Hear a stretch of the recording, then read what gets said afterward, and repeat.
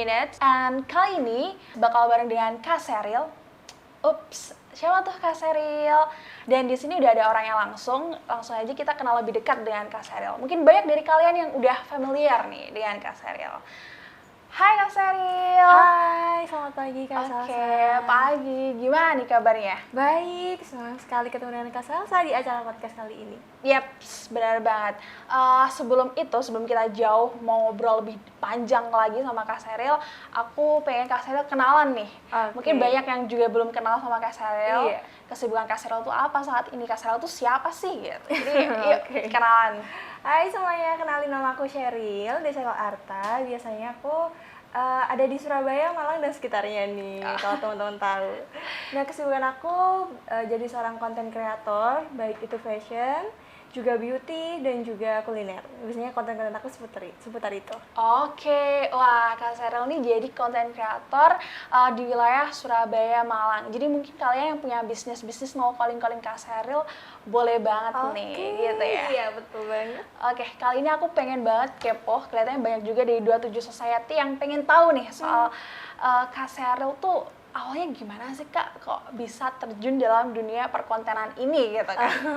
Kalau bicara soal gimana sih, awalnya aku iseng-iseng aja gitu kan, karena aku sebelum corona itu memang aktivitas tuh lagi nggak ada gitu loh, kayak bosen ya ngapain gitu, anak muda kayaknya aku perlu banget ada suasana baru gitu kan. Nah ternyata aku punya hobi yang kayaknya bisa aku manfaatin gitu kan. Nah hobinya itu juga kayaknya harus bisa terarah juga sesuai dengan passion aku gitu kan. Yes. Yang pertama tuh aku bikin konten itu mengenai, aku suka review baju nih gitu kan. Kalau cewek kan gitu, suka juga make up bikin tutorial gitu kan, bikin hal yang seru kayak anak-anak muda supaya mereka juga suka gitu konten kita gitu kan. Kita juga menyesuaikan. Awalnya gitu iseng-iseng, lama-lama banyak dipercaya oleh brand-brand gitu kan untuk kerjasama bareng, untuk kolaborasi juga banyak banget hal yang bisa aku dapetin dari konten itu. Jadi berawal dari iseng, iya, jadinya cuan ya Kak gitu. Oke. Kalau boleh tahu itu tahun berapa nih? Itu 2019 ya, aku mulai ngembangin itu. Aku buat terjun ke dunia konten tuh mulai dari 2019 sampai sekarang, dan ini masih terus belajar lagi supaya kontennya lebih berkembang lagi. Oke. Ini fokusnya tuh di platform apa? Aku fokusnya yang pertama di beauty gitu kan, kayak make up juga, itu juga skincare, juga aku biasanya review baju, outfit gitu. Terus juga aku fokusnya ke dunia kuliner gitu. Di Instagram ya? Iya, betul sekali, Instagram dan juga TikTok. I see, Instagram dan juga TikTok.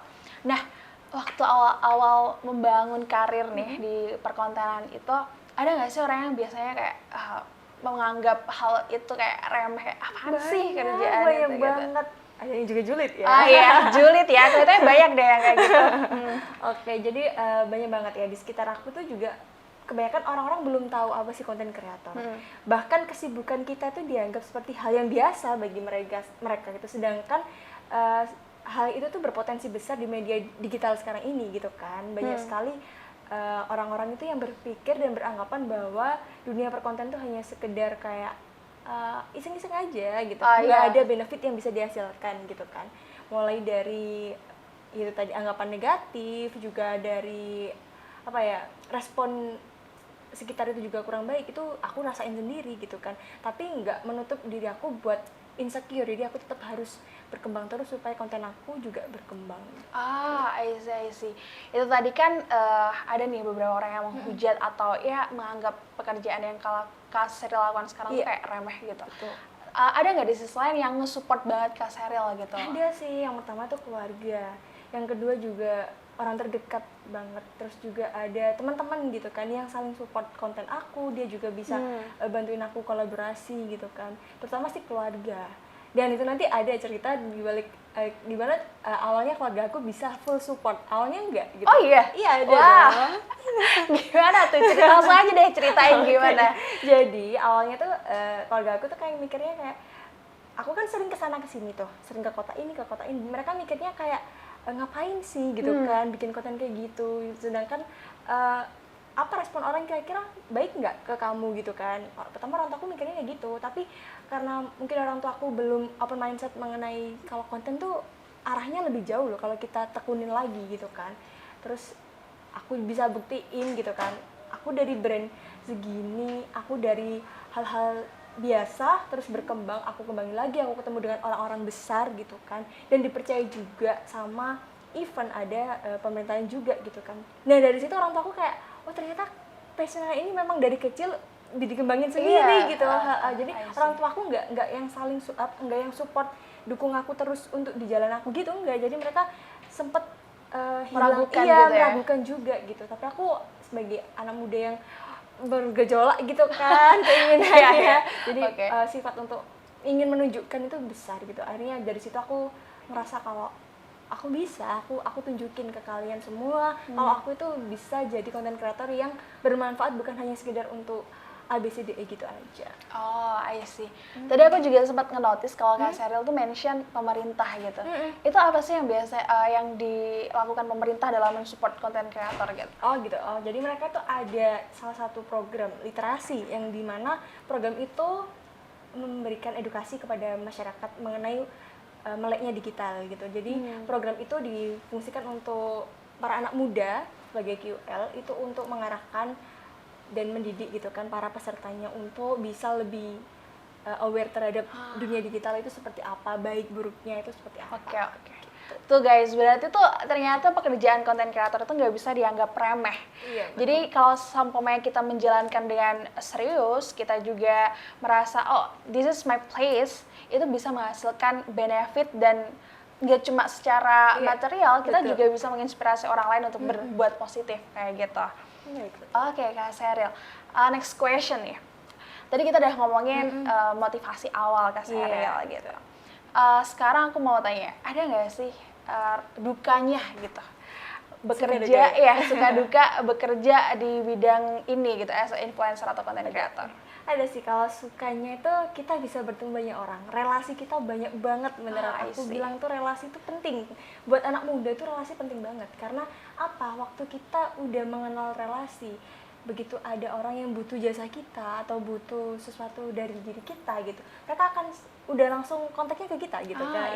Mereka juga bisa ajak kita untuk kolaborasi supaya itu juga bisa ngembangin nama kita juga kalau relasi itu kan. Terus yang kedua itu dukanya itu karena waktu, kalau kata aku waktu itu salah satu hal yang susah untuk aku dapetin gitu kan, karena sibuk banget nih dari kesini pindah ke sini, waktu juga tenaga gitu kan. Tapi nggak apa-apa sih, kalau masih muda kan tenaganya masih fit, masih kita bisa manfaatin itu gitu kan.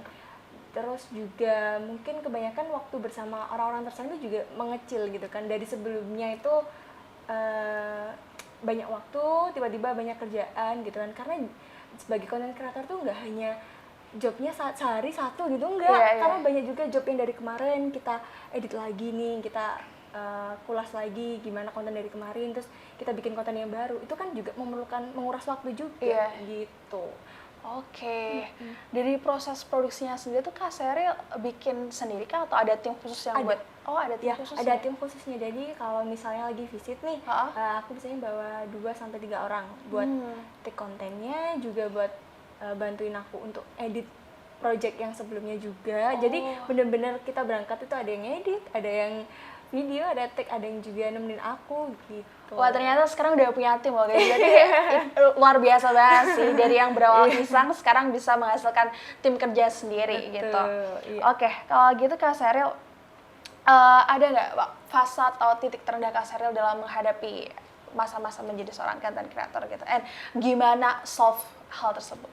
Oke, titik terendahnya tuh bener-bener waktu itu apa ya, ada sih, aku pernah kerjasama ya sama salah satu brand, dan itu benar-benar bikin aku down banget gitu kan, karena banyak banget ternyata jadi content creator itu harus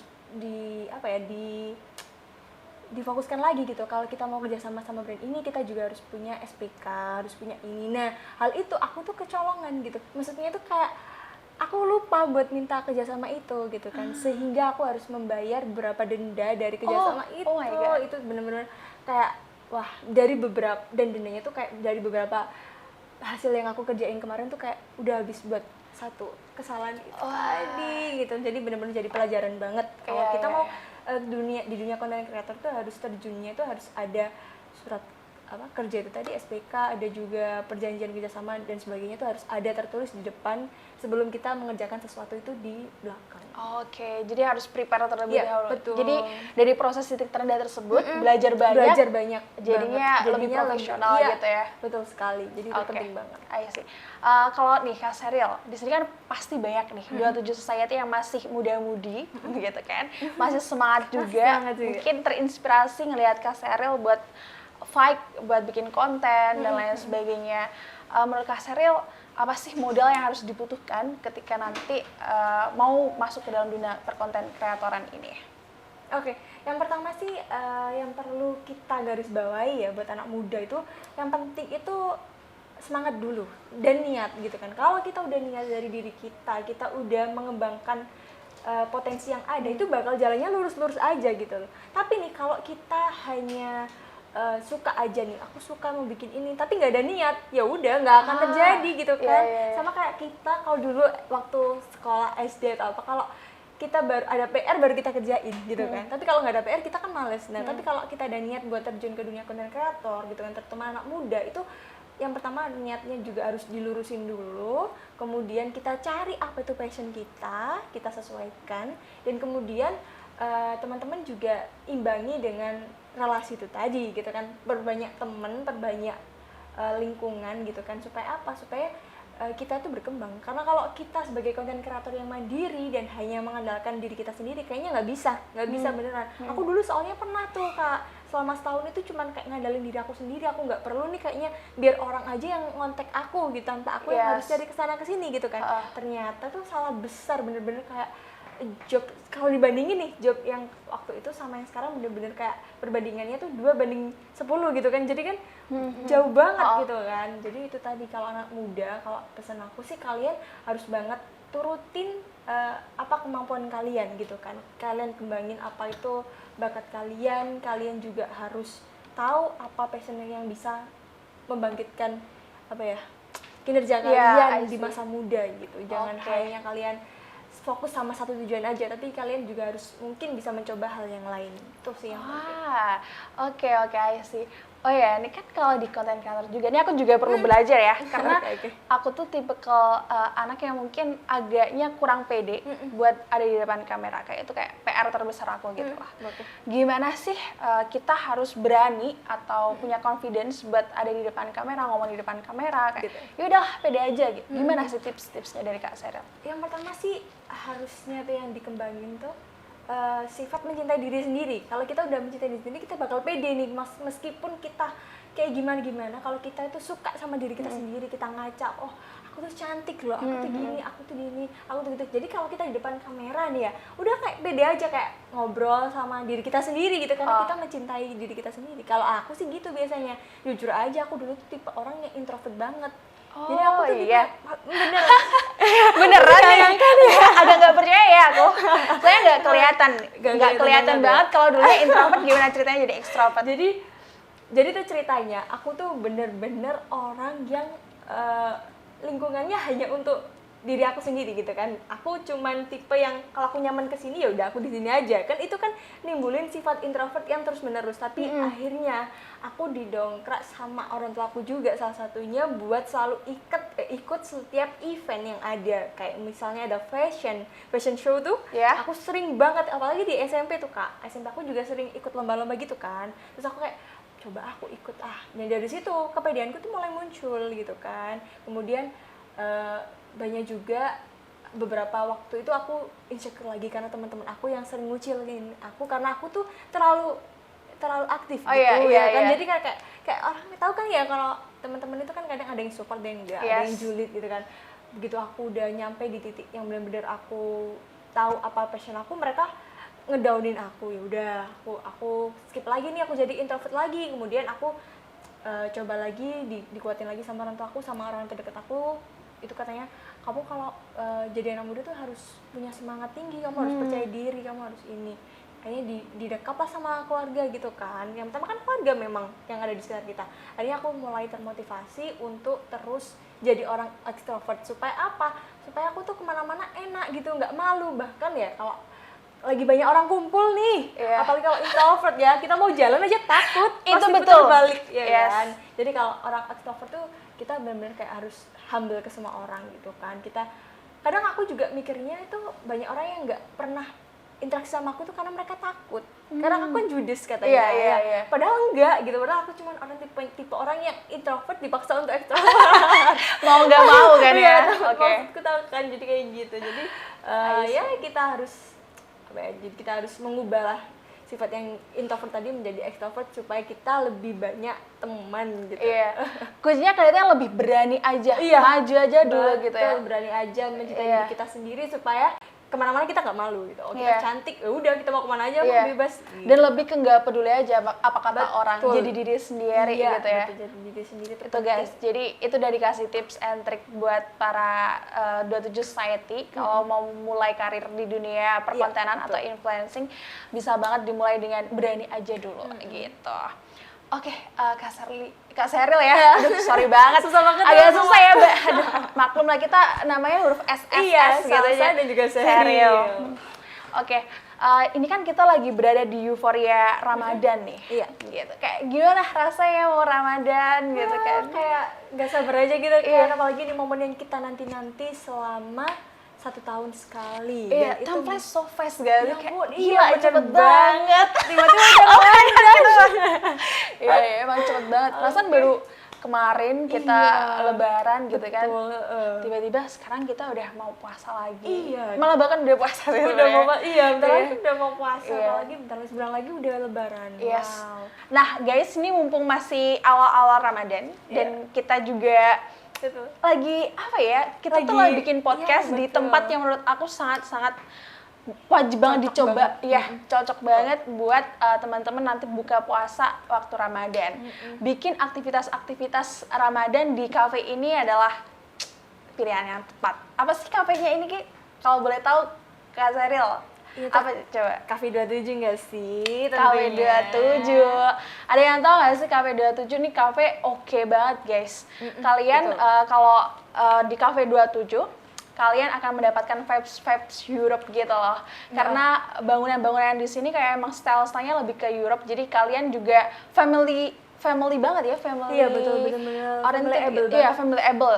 Bener banget. Jadi buat kalian yang pengen buka puasa atau pengen ada acara Ramadan, di sini aja nih salah satu pilihan yang oke banget buat kalian. Betul. Juga bareng sahabat-sahabat itu kayaknya cocok banget karena tipe-tipe dari kafenya nih estetik banget gitu. Estetik, yes. Setiap sudut kayaknya kita tuh bisa banget buat foto-foto, bikin TikTok juga nih, kan. Review langsung nih dari konten kreator aja ngelihatnya kayak wah ini tempat oke banget. Aku baru lihat itu tadi kayak mewah banget nih kafe di Surabaya. Ini kita nggak peres karena kita beneran. Iya. Yes, bagus, jadi menurutku ini juga worth it banget buat kalangan kaum muda 27 Society. Coba dulu deh kesini, nanti kalau ketagihan bukan urusan kita. Iya, betul. Gitu. Kita kenal aja kalau kalian ketagihan kesini. Oh ya, ngomongin KW27 juga lagi ada makanan andalan buat Ramadan. Bener? Yes. Namanya itu ada nasi kebuli dan nasi biryani. Jadi kalau kalian pengen lihat, yuk kita lihat bareng-bareng.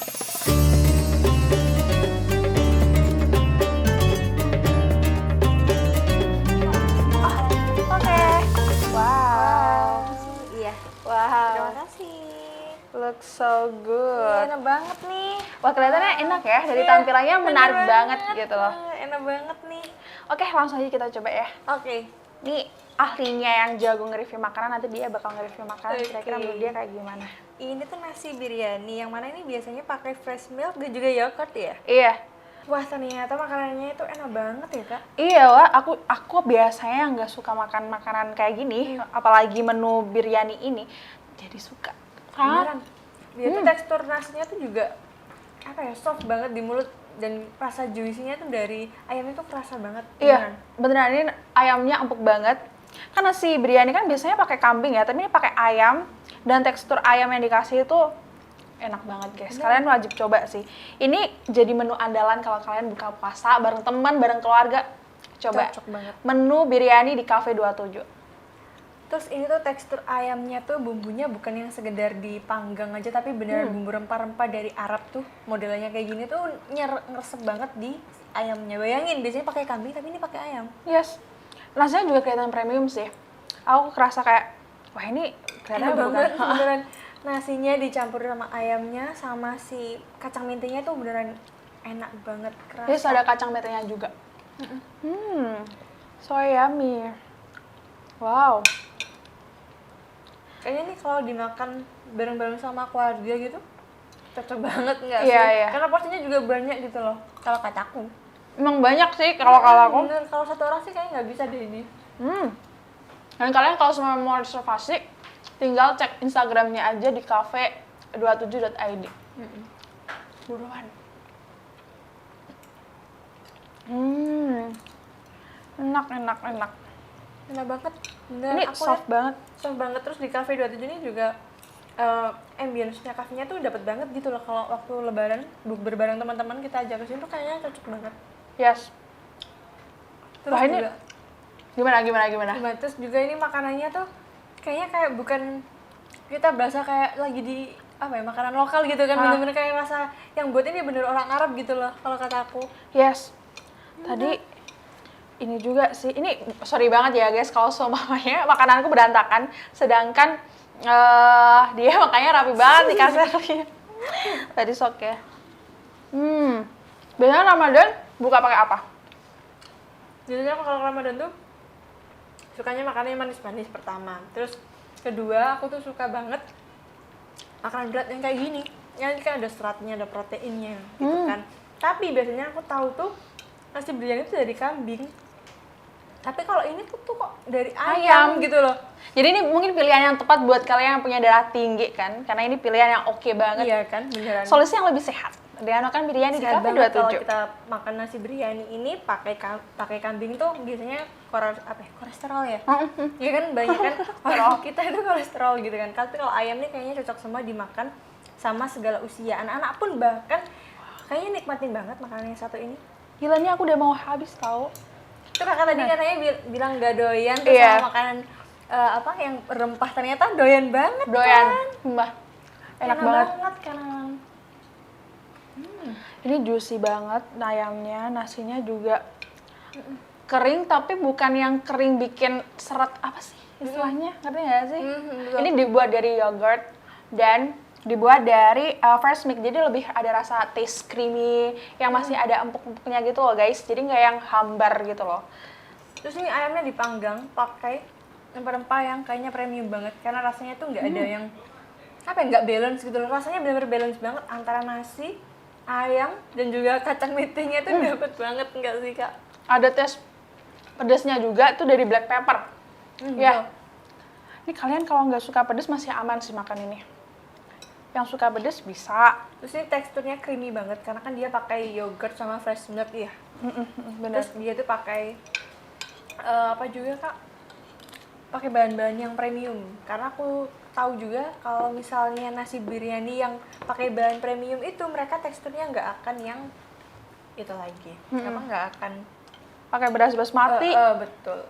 Oke, selanjutnya ada menu kedua adalah dari Cafe 27. Ada nasi kebuli. Widih, kita makan lagi nih ya. Permisi Kak. Wow. Ayo, thank you. Selamat menikmati. Yes. Thank you so much. Wow, pelayanannya juga ramah banget ya. Iya benar-benar. Ini menunya kelihatan lebih nikmat luxury banget ya. kayaknya. Wow. Iya. Kita langsung Ini- coba aja ya. Ini teksturnya kayaknya beda sama yang tadi. Karena yang Oh, yang tadi iya tuh sih. pakai kunyit. Kalau yang ini nggak pakai. Jadi Iya, pasti ha-ha. rasanya juga beda banget. Iya, warnanya juga beda sih. Iya, Yang betul. nasi biryani itu warna kuning. Kalau yang ini warnanya nasinya warna coklat. Tapi yang jadi perbedaan juga ini pakai iga ya kan. Yes. Kalau tadi pakai ayam. Oke, kita coba dulu nih. Kita coba dulu gimana rasanya. Bener-bener nih dagingnya lepas gitu aja dari tulang. Iya kan? lah, coba. Betul kan? Oh, Wah. Jadi ini sapi ya dagingnya ya. yes, ini juicy banget sih.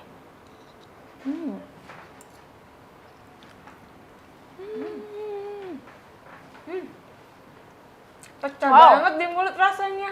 Ya, bener banget. Wah, rasanya otentik banget sih kata-kataku.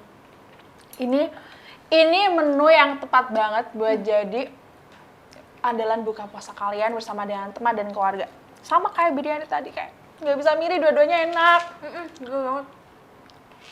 Katanya boleh nggak sih makan 2 porsi waktu buka puasa? Nggak apa-apa lah ya. Terus ini kayaknya tipe dari dagingnya ini yang kayaknya loh kan ini tuh langsung lepas gitu aja. Sama-sama. Coba ya. Coba ya. Tuh Lihat, kan bener-bener kayak lepas aja gitu. Easy guys, no effort. Bener. Terus nih kayaknya bener-bener wajib banget kalau kalian kesini order ini aja deh guys, karena emang enak banget. Oke.